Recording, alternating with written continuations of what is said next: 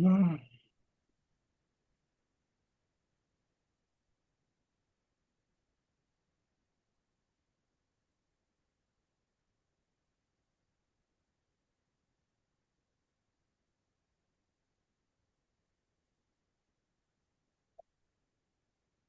Alrighty.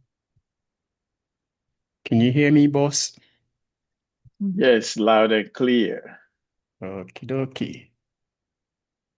I don't know. YouTube is.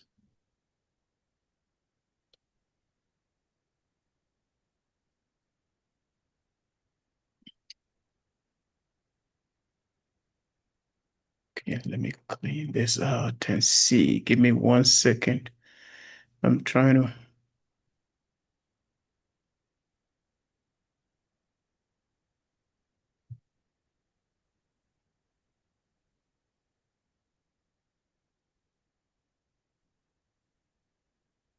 My new participants to watch.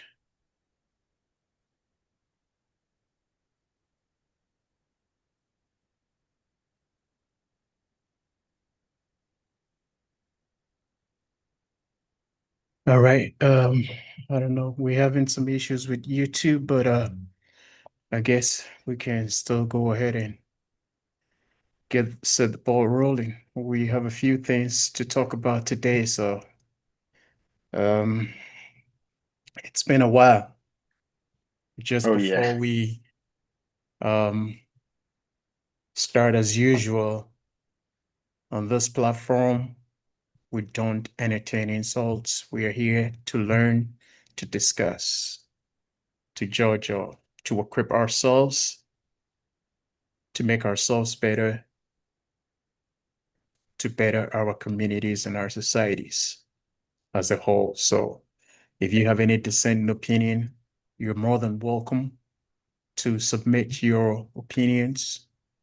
In as much as you have a different opinion, um, we still would be able to discuss it because we believe that um, wisdom is acquired through discussing and sharing of information. And so if you have a different opinion, if you don't agree with us on anything, you can table your opinion and we would discuss it respectfully. We don't entertain insults. With that being said, creativity and inventions are not by the color of one's skin, but by an educated mind. I want to repeat this. Creativity and inventions are not by the color of one's skin, but by an educated mind. So educate yourself and you'll be amazed the potential you have to create and to invent. On that note, you're welcome to today's Analyze This. It's been an interesting week. We have a lot to talk about, especially as far as Ghana is concerned. We would, again, this platform is meant for people of African descent. We discuss African issues. We discuss people of African descent. On this platform, when we say Africans, we're not limiting it to just the continent.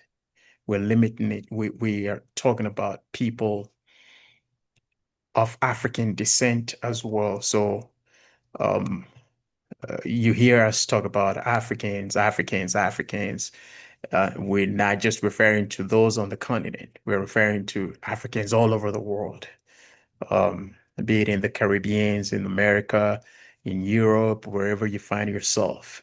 Um, in America, they are using the term African Americans. So long as you have a skin just like mine, or you have some melanin in your skin, we are referring to you when we say Africans. Um, we will touch on Tanzania, um, and Cameroon. It's an interesting week, I must say, or should I say, an interesting few weeks, because some of the issues have been lingering for some time now. Um, Before we start, Prof, introduce yourself and we'll set the ball rolling. Well, as usual, Kwejewa from Pond, the servant of Africa and Seto, and we are here, like you said, to Jojo. Yeah, and I also always start with the view that we should never wait for anybody to come and help us. The future society that we want to build tomorrow is the one we build today. Thank you. Yeah, the society we want to live in tomorrow is the one we're building today. Prof, it looks like your camera is all the way up, so perfect.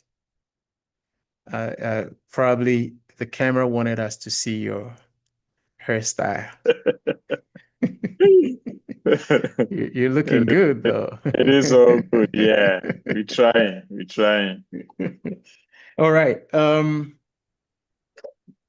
This week I posted some sad news on our Facebook page, and that's going to be our opening for the week. I'm hoping we'll be able to touch on everything before we close the curtain today.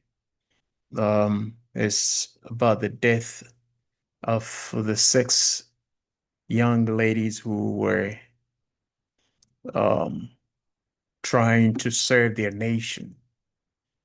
Um, it's unfortunate we allow negligence and disrespect for human life to lead us this path.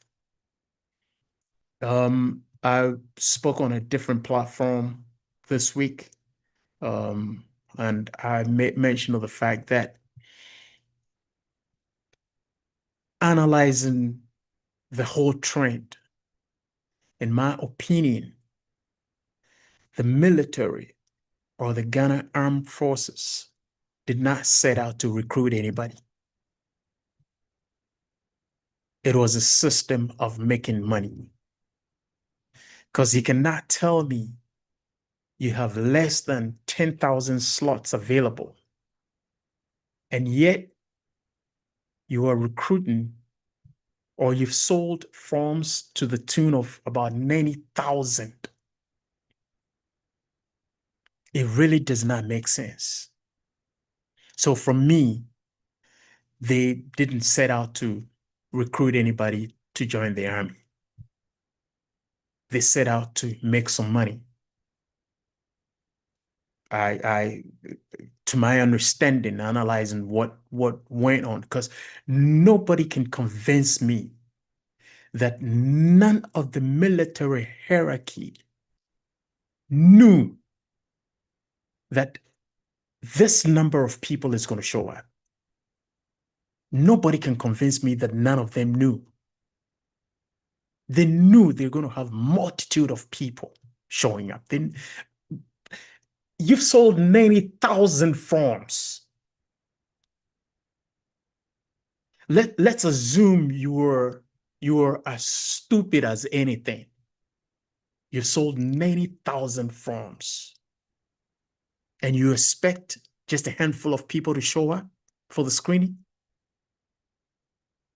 And if you're expecting 90,000 people to show up, or let's say you're even expecting, well, with the LWAC, it's about 20 some thousand. I heard about 21,000 or so.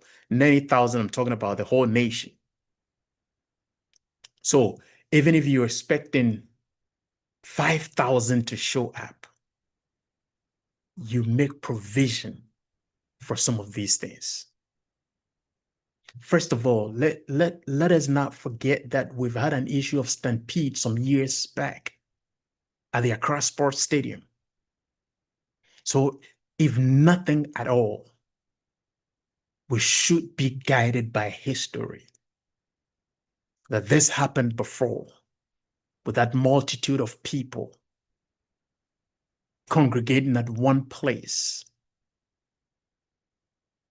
Even it's hard for me to think through this.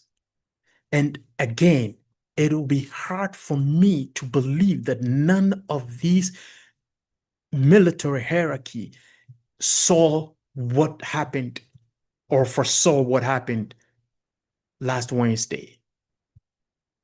Because look, we've had issues of congregating or putting a lot of people at one place at a time. Why do you think when it's Independence Day, where they're expecting a large crowd, they have ambulances available, they have first responders available? Why? I mean, why do you think they make provision for some of these things? Because anywhere you have a group of people that cannot be controlled, gatherings, there's bound to be some casualty of that nature. And my question is, why do we even have to limit the recruitment into the army to a certain period of time? Why can't we open the enrollment all year round? Why can't we do that? So if it's all year round and you're expecting to take, let's say January, you have only 10 slots, you invite a few people, do your screening. At any point in time, somebody can buy the form. And even the sale of the form is another thing that, but I never knew they sell forms. To be honest with you, I never knew they sell forms to get into the military. I was like, sell forms? And some say 200 cities, some say 350. You don't know where the truth is. But even if it's one city, why would you have to sell forms? Charge people who voluntarily want to serve their nation. That is ridiculous to me. But then again, you've sold your forms. Why can't you sell the forms all year round? Do your recruitment all year round. Have recruiting officers, just like they do in other countries. Sometimes they even go to the high schools to recruit people. I mean, I don't want to believe the military hierarchy did not have a plan. And again, it goes back to my issue. They never meant to recruit anybody, so they didn't bother to put any plan together. All they were interested in, or they are interested in, is the money, period. That's my opinion. And this is a senseless, useless, unthinkable death. 6 lives lost for nothing.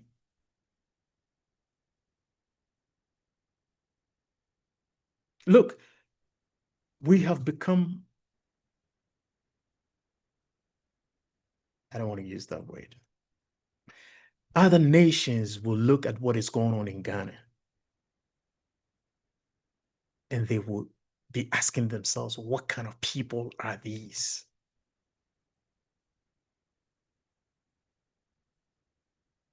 What kind of people are we? Why can't people in authority do the right thing for once to safeguard and to protect and preserve human life?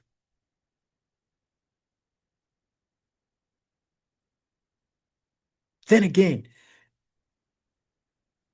I wouldn't even want a single soul perishing.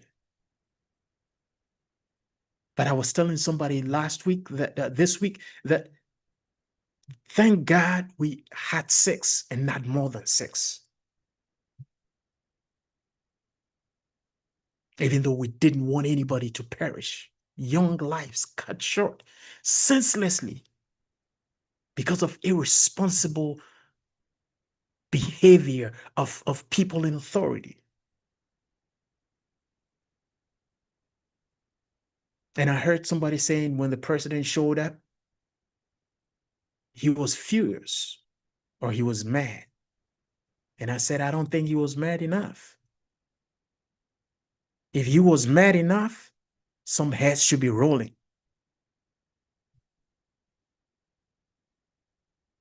And I'm looking forward to multiple of suits against the military and the Ghana Armed Forces and the government of Ghana.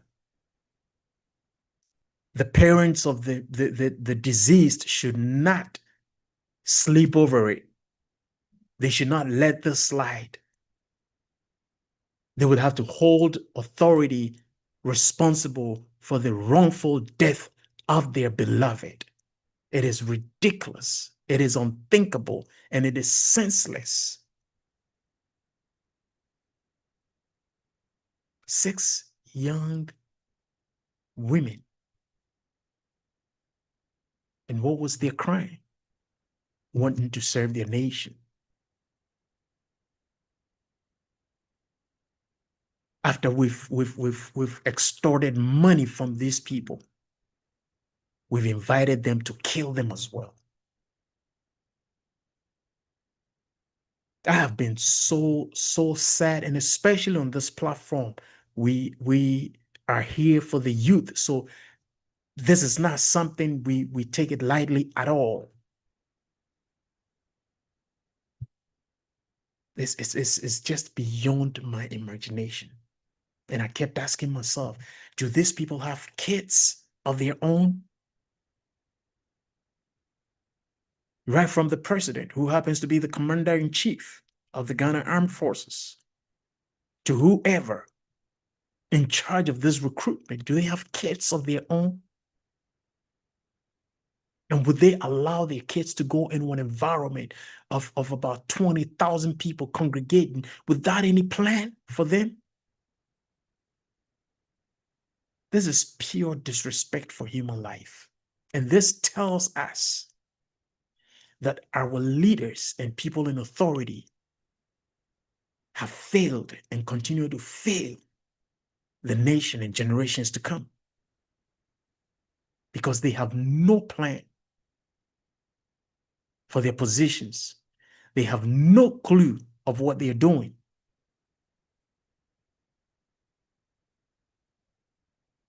And as I was talking to somebody this week about, let me digress a little bit, talking about the reset agenda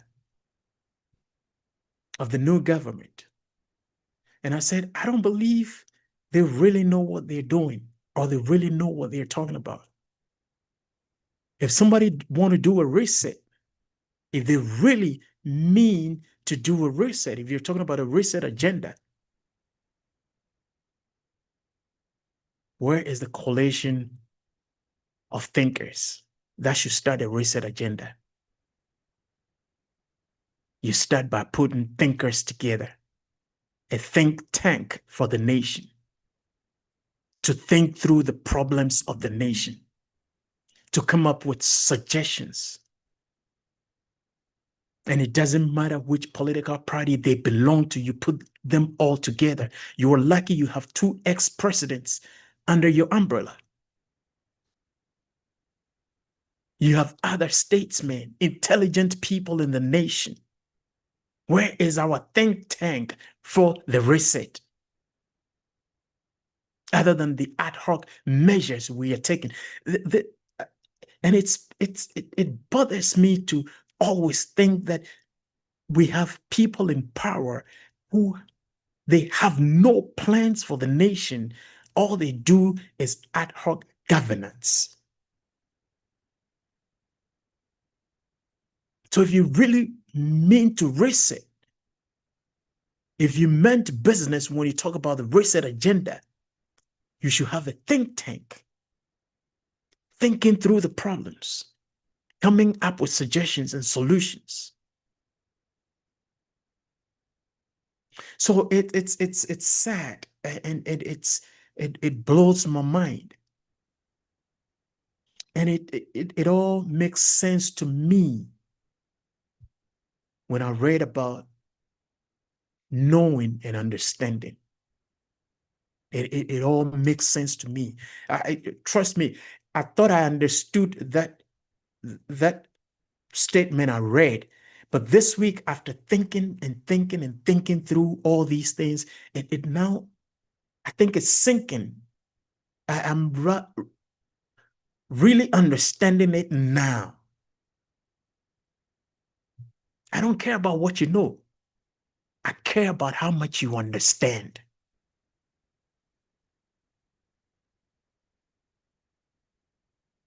It's just like a fire and a child. Yes, the child knows fire will burn him or her when he or she touches that fire.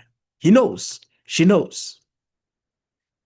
But until that fire burns that child, he would never understand. He would only know, but he would never understand.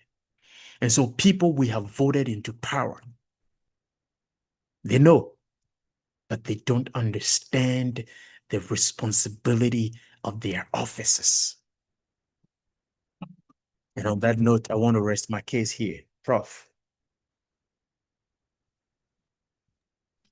I was very happy when you used the word extort, money.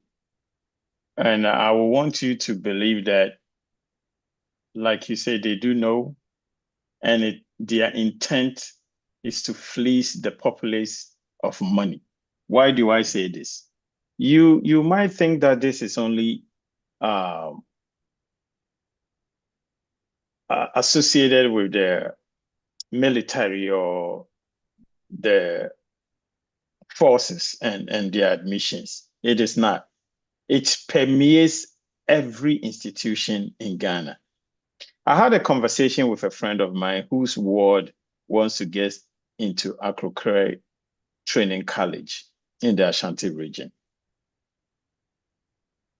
The school can take 400 students.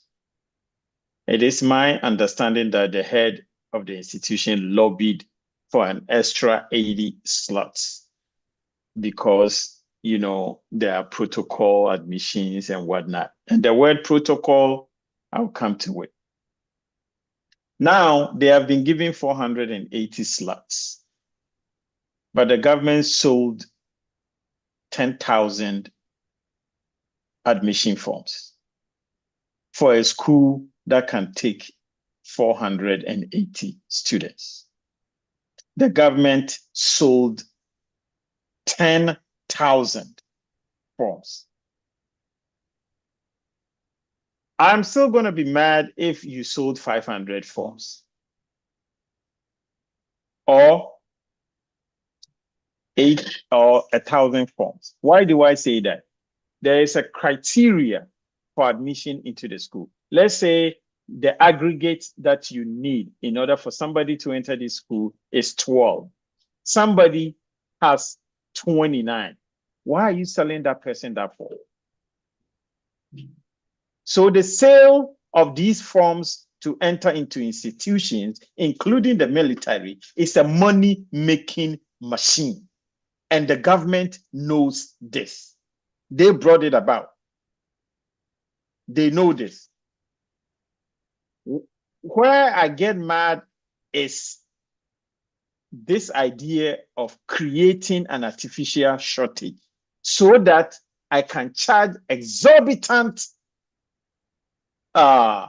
bribes in order to get you inside, even when you overqualify. That's what it is. Because if I'm selling 10,000 forms, the 480 students who actually do qualify, I can still ask you, hey, there are 10,000 people who want to get in here. If you don't give me something, you are not going to get in, which is what happens every day. It is not just this year. It is not just last year. It's been going on for a decade or so. Now, go back to when our junior high school students were going back to senior high school this year. The free SHS or whatever they call it made provision for day students, made provisions for boarding schools and stuff like that. Why is it that I live in Kumasi? You are sending me to Volta region and I'm a day student. I am incentivized to go to somebody and say, hey, my ward cannot go to Volta region. Can you find a school for me in the Ashanti region? And then they charge you 19,000 Ghana cedis, 20,000 Ghana cedis. Who created the problem? The government. By first sending your ward to a school that the government knows the person cannot go to that school. And that's exactly what is happening. They are creating an artificial shortage so that you are incentivized to pay extra. So first and foremost, the selling of the forms should stop. We're living in the 21st century. The internet can take care of the admissions or any of these problems without all these people showing up. Now, let me get back to this particular incident. You ask 20,000 people to come to a place and you say you start at 6:30 and you close the door. People are there knowing what is going to happen. People are there at 3 a.m. 3 full hours in advance. No door was ever open. You wait for the bulk of the people to show up, and then you open this small aperture of an opening for them to be trampled upon. The laws of Ghana, I was listening to a lawyer. The laws of Ghana provide for redress when there is manslaughter. And like you said, they should not allow this, and all that. And that brings me to that woman on the floor of parliament, a whole parliamentarian, justifying this stupidity as the will of God.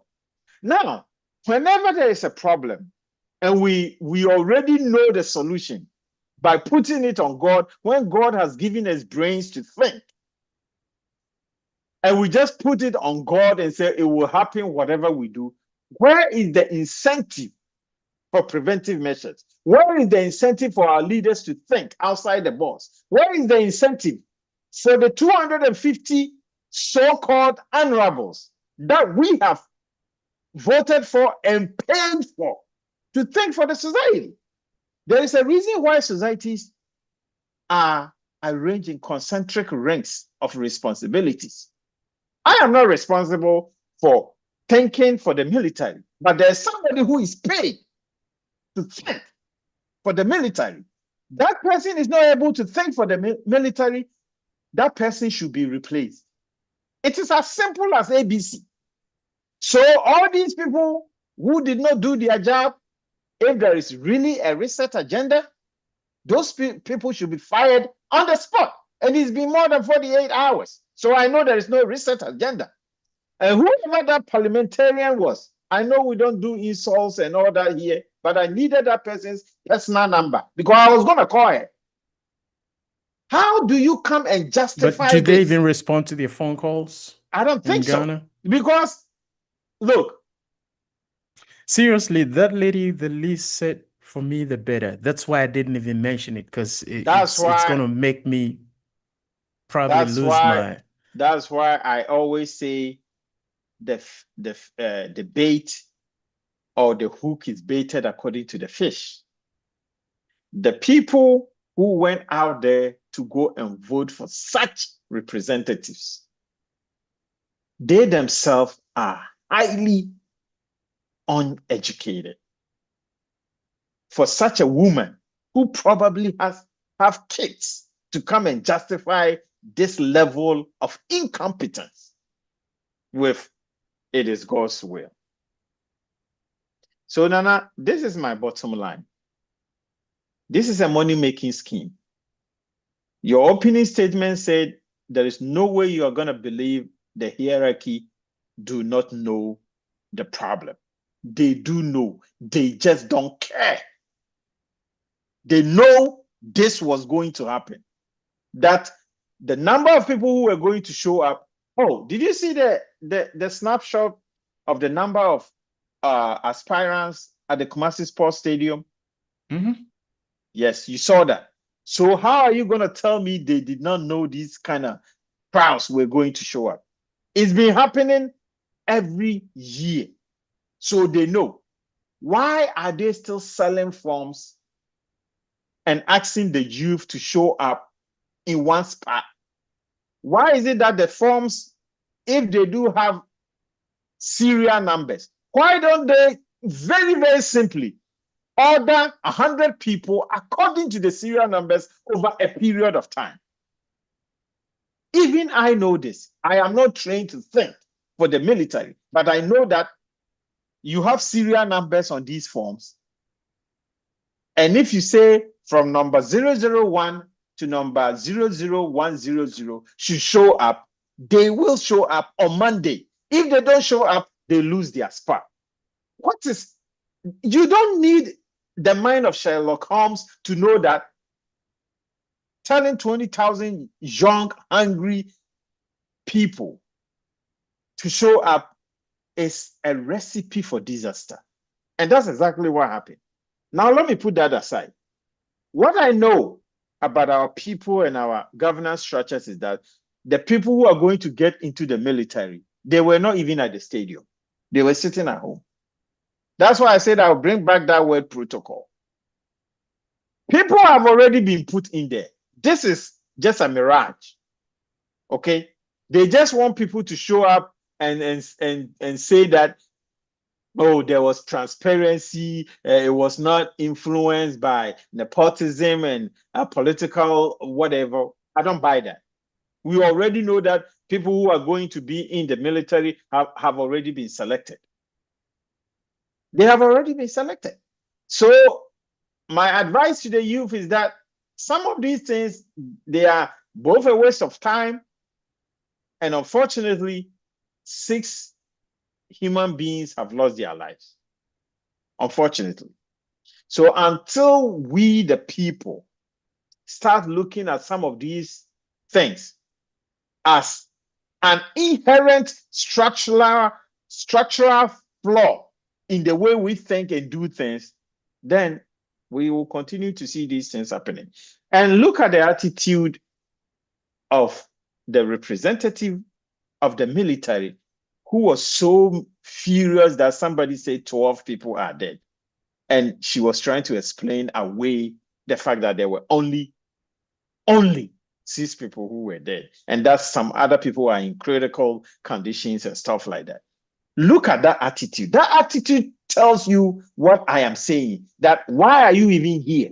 Why did you even show up? We've already allocated the slots. And this is just a mirage.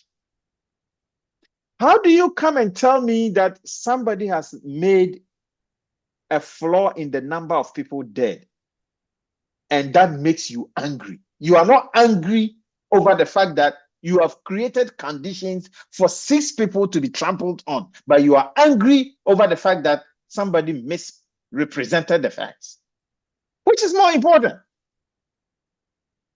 So, Nana, we can continue to beat about the bush, and we can continue to give slogans to our governance structures, call it reset, call it whatever, call it zero tolerance for corruption, or call it the African is capable of governing his own affairs, call it whatever you want to call it, until we do the work and hold those who are supposed to think for us as a country responsible for the failures of their actions. We are not going anywhere. Consequence is never a coincidence. This was consequential. It happened because we failed to plan. That's what it is. And we can do that and we can move on. Thank you. Consequence is not a coincidence. Failure to plan is what has resulted to this.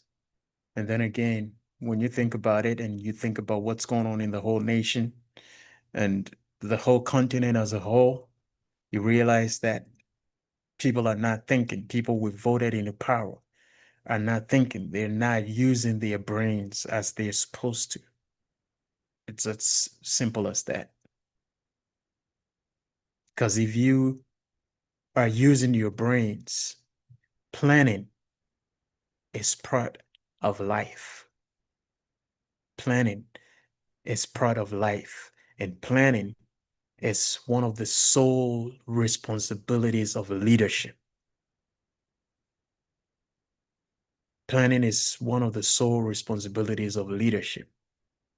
So if you have been voted into power to execute or administer governance, your number one blueprint would have to be your planning.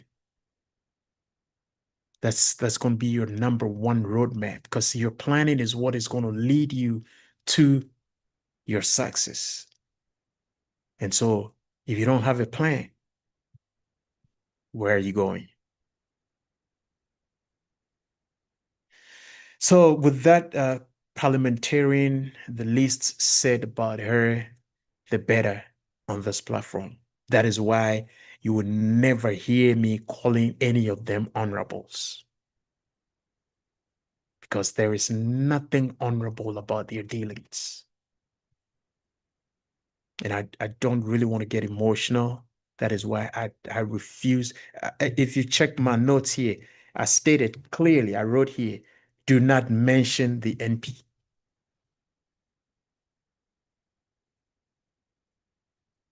I wasn't aware about that. So No, next no, no, time, not to you. As I wrote the note to myself. I mean, yeah, you are at liberty to say what you want to say, but I wrote it to myself yeah. because anytime I watch her video, it infuriates me. Actually, after the first 2 minutes of her talking about it would have happened in a which way. I've never watched. I didn't go beyond that. I've never watched any other explanation And the for other it. shocking thing is nobody in parliament, maybe we didn't see that video. They didn't interrupt her. They didn't interrupt her. Not even if you don't interrupt her, which probably it's the protocol of parliament, nobody made any statement to condemn what she said. I haven't seen any video. If you got that video out there, you can share it with me. I stand to be corrected, but I've never seen any video of any of the parliamentarians on the floor, rebutting or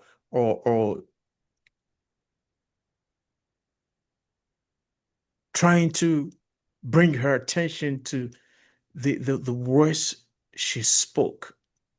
I didn't hear anything, or I haven't seen any video for that matter. Anyway, so one of the things this week, this week I've really done a lot of thinking. I do think a lot, but this week I've really done a lot of thinking. Again, to this parliamentarians. You remember when the helicopter crashed? There was a parliamentarian lady who claimed that some people were responsible for the crashing of the helicopter. Mm-hmm. And she was even trying to allude to the fact that the opposition parties knows or they have a hand in what happened. And I was asking myself this week when the report came out, that is this lady going to come out to apologize to the nation? No, no, the Is report has come out for more than 48 hours. She hasn't said anything. yes. And Nobody, I I haven't don't, even I heard haven't, anybody holding her responsible. I haven't heard anybody holding this member of parliament responsible for the reckless and irresponsible statements she made.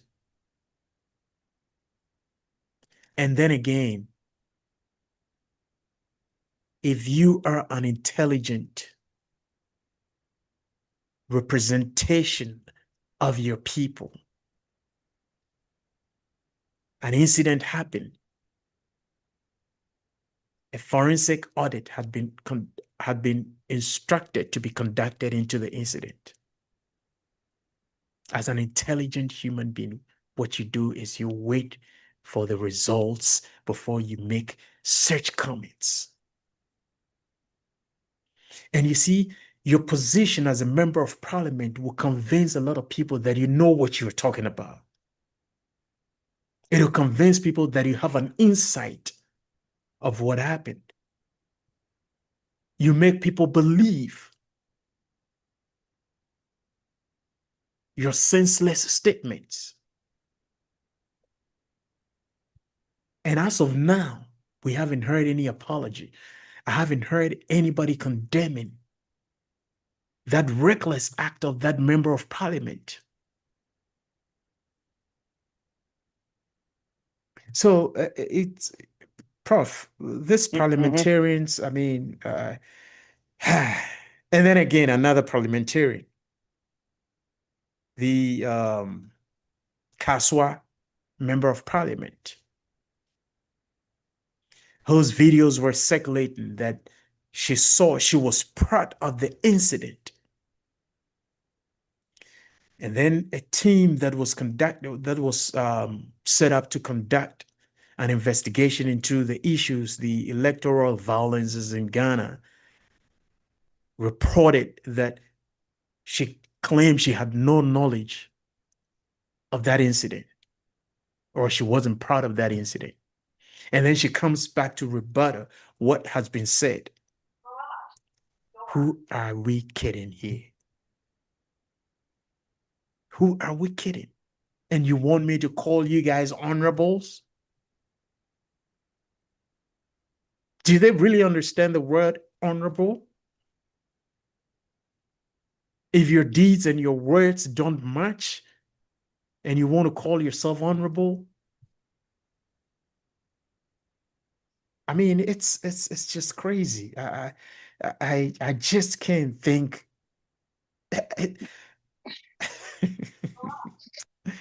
Oh, Jesus. You see, if the investigation had been done by the government and that MP was part of the opposition party, we would have had different interpretations of what is going on. Fortunately, it is her own party that is in power, and the Minister of Defense or the Minister of Interior is the one doing the investigation. And the minister did a press conference in which he said, "You've said you don't have any knowledge of what is going on. And people have videos and statements from you, and you have given a statement to the police." So, you see, we play games with governance and we don't follow due process or the rule of law. And, if we did, Prof, I don't mean to interrupt you, but have you heard any statement from the Ministry of Interior about what she said? What the press conference that Muntaka did, that's all I've heard. And so I haven't heard when she came out to rebut what they said. I haven't they heard have not anything put out. else. Me too. I haven't Okay, heard, please continue. anything else. You see, if your videos, the videos that in which you were talking to a TV station and a radio station, if we place them vis-a-vis the conference that she just did, rebutting what the minister said, she should be charged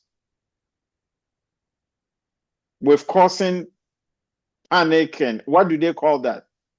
There is fear and panic. Fear and panic. And then also for lying under oath. Yeah. And there's deceiving public officers. Very good. Yep. All of those are charges that can be leveled against her.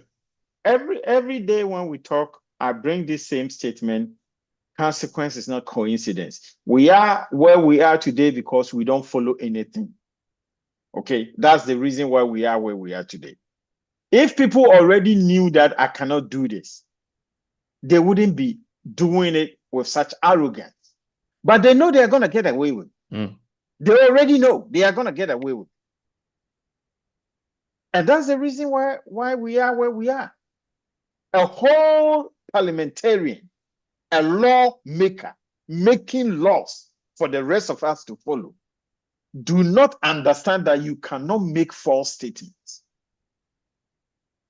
But then when they make laws, they expect that the general public should follow those laws. And in which universe does this happen? So if we actually have a reset agenda, this woman should be charged at the police station. That brings to mind this not really a story, but an occurrence in my former job where the executive director of the institution came up with a policy that no employee parks close to the building, because we've been getting visitors every minute, every second. So the visitors should rather park close to the building. And so she designated a certain portion of the parking lots for employees. And guess what? She parks the farthest and walks the longest to the building. The executive director who came up with it. Leadership by example. Exactement. But unfortunately, if you don't understand leadership, you think it is power for you to do what you want to do. If you understand leadership, you will know that it is not power given to you to do anything. You see, where these things bother me is that it creates the conditions for other stuff to happen. You remember when they were doing the by-elections, and this particular one of the MPs who were fingered in the elections as having caused some violence went to a polling station, and that Karate Kid happened. Yeah. It was because of these sentiments this woman had put into the environment, that these are the people who caused the deaths of this and this and this. And if there is an incident in which somebody had actually died, some people have actually been maimed, and they have relatives, and you come, they were in your service, and either they got maimed or they got killed, and they have relatives, and you are coming out to say that you don't know anything about this, when you have previously alluded to the fact that you were there when it happened. I have not heard any relatives condemning this. I've not heard the party in power condemning it. I have not heard the party in opposition condemning it. It is left up to us, the general population. Well, I heard the party in opposition. Well, I don't even know if it's an official party stance or it was an individual stand. I think Kojo Upon Nkrumah said something on Kokroko. Because that's in his purview.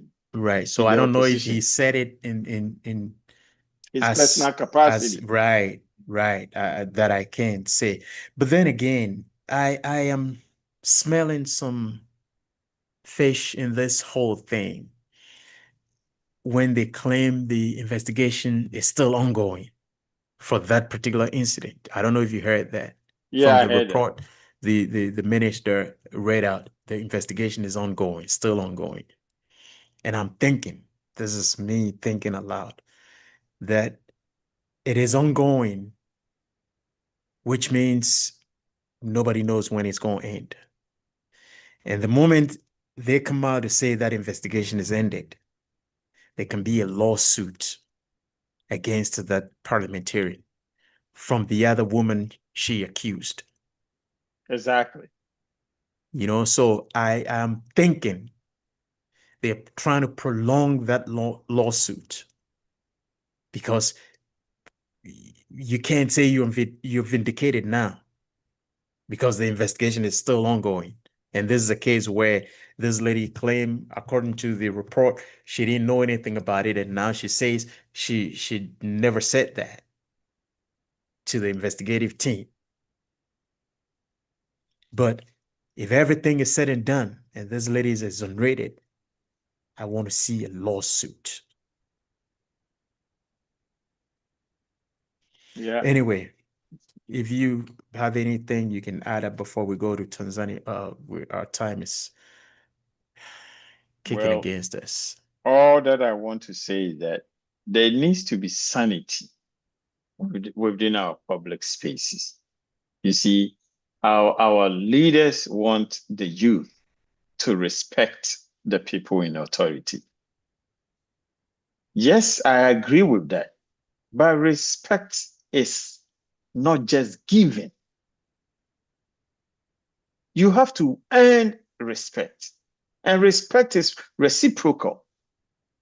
If you do not respect the populace, don't expect the populace to respect you. And in this particular incident where these six young people lost their life, it is utter disrespect for their lives that led to this. So don't be surprised when people sit on YouTube and other platforms and insult our leadership. I will not do that, but I am not one of those who think in every case they do not deserve it. I have thought and thought and thought, and there is no scenario under which I am going to believe that the leadership of the Ghana military is above board when it comes to these deaths. I think it is designed. I think they are refusing to think outside the box, and I think they take us for granted. And until they stop doing it, we are going to see a lot of these things happening. And to the general public, please, before you avail yourself for anything, think about your safety first. There were some people who got to the stadium, saw the amount of people, and just went straight back home. Some people did that. I would never put myself in this situation, no matter what it is. I'm not putting myself in that situation. There are better ways to do this thing. And until our leaders get to thinking about the better ways to do these things, the fluff they get when these things happen, they deserve it. That's what I'm going to say. And we really need thinkers. Thinkers who are paid to think for unenlightened folks like me. That's why I am not in your position. And that's why I pay for you to be in that position. Please think for us. Thank you, Nana. Unenlightened folks like you. Yeah. So how come you are telling them to think if you're unenlightened? It beats my imagination that anyway, we have hierarchy upon hierarchy you upon can hierarchy. continue with the Tanzania Cameroon story if you what I will say to that is that we have just about 5 minutes, so yes, but we'll continue next week. People like me and you already knew the violence was going to erupt. Okay. People like you and me, we already knew this was going to happen. Culture once said that even I know. So how come they don't? And that's exactly what I keep asking myself. You are 80 something or 90 something years of age, and you still want to be president of a nation which you have ruled for eons. And then we have people who are propping this octogenarian to be there because it served their purpose. But does he really want to be president? It doesn't matter. He was on the ballot. Because I don't even think he knows. Nana, he knows where he's at any point in time. And still there are people. I don't even think he knows he's the president of Cameroon. Honestly, to be honest with you. That's why Did you see his video yeah, where he I've was seen. invited to a program and he didn't even know what was going on? Yes. And So it made me believe that he does not even, I'm pretty sure if you ask him who is the president of Cameroon, he's probably going to mention somebody else's name. that's true. But why was he there for 30 years? After 30 years, he didn't know that when he was not senile and his senses were in full form, he couldn't have made a decision that it is enough and I need to move on. So I am going to blame him irrespective. And to this woman who is the president of Tanzania, shame on you. There was no need for any election when all the opposition party were in jail already. You see, you know I love Nkrumah as a Pan-Africanist. I do not like Nkrumah as president. Why? Making Ghana a one-party state. Irrespective of his